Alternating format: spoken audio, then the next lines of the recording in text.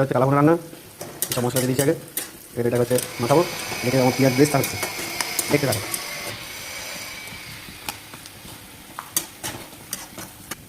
হচ্ছে মাখানো কমপ্লিট হয়ে গেল, এবার এটা 2 ঘন্টা চলে ফিরে হবে, তারপর রান্না হবে বন্ধুরা। এবার এটা আমি চলে বসে দেবো, কড়াই দিয়ে দিচ্ছি আমরা,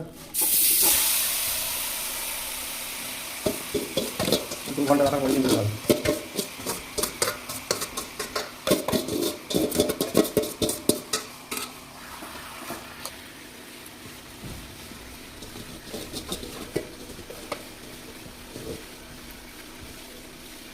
গ্যাসটা একদম স্লো,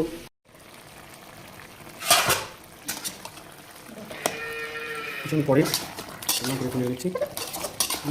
একদম স্লো আঁচ দিয়ে রাখতে হবে।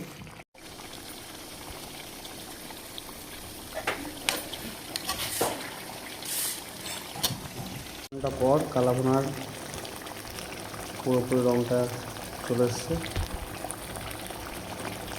এবার কালাভুনাটাকে বাগার দিয়ে দেবো।